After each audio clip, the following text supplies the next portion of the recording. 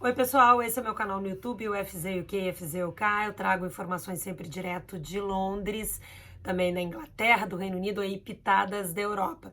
E o que está preocupando muito, principalmente as pessoas que estão no Brasil, estão vivendo um outro momento da pandemia, é a situação na Europa. Afinal, começaram tão cedo essa campanha de vacinação por aqui. O que está acontecendo com essa quarta onda, que já está sendo chamada de quarta onda?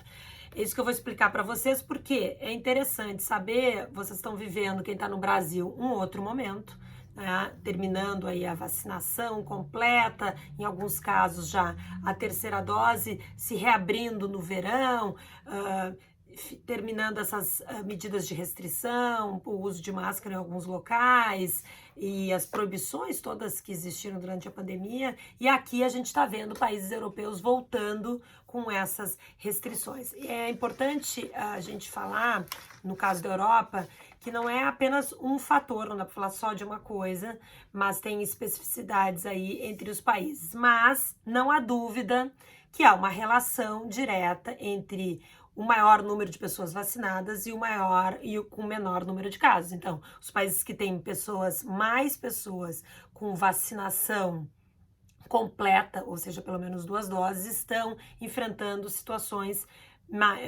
melhores, né? Que a gente está vendo o crescimento do número de casos dos países que têm menores índices de vacinação. É o caso, por exemplo, você tem primeiro esse bloco de países da Europa Central e Oriental, né? Primeiro, houve um crescimento muito grande na Bulgária e na Romênia. E agora a gente está vendo na Eslováquia, na Eslovênia e na Croácia. Mas nesses países, eles estão entre os menos vacinados completos de toda a Europa.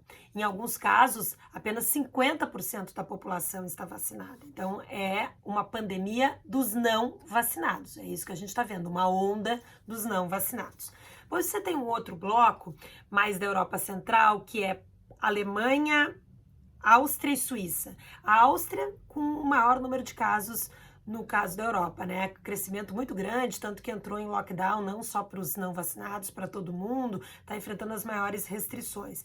Mas aí também tem uma relação, eles são países que estão mais vacinados, mas não em comparação a toda a Europa. Então, em alguns casos, você tem uma variação de vacinação completa entre 60% e 70%.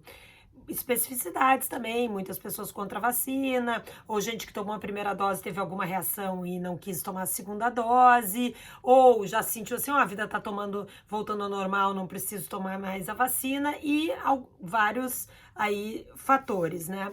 Depois você tem um terceiro grupo de países, e é esse que preocupa muito, porque é a Holanda, a Bélgica, que estão entre os países mais vacinados da Europa, que tem índice lá mais de 80%.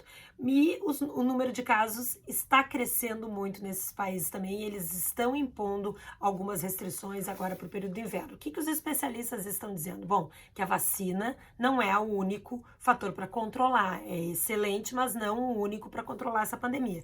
Então, nesses países foram liberadas, né, terminadas todas as restrições, então nem mais uso obrigatório de máscara, tinha, agora eles voltaram com algumas regras, né, mas eles tinham liberado tudo. O inverno rigoroso, então as temperaturas estão caindo, a gente sabe que aí as pessoas procuram locais mais fechados e o vírus se propaga mais nesses locais de pouca circulação. E mais, um terceiro fator que é a questão de que mesmo quem tomou 2 doses tem a imunidade caindo, precisa desse reforço. E essas pessoas, então, precisam fazer essa terceira dose para voltar a ter os mesmos índices de imunidade.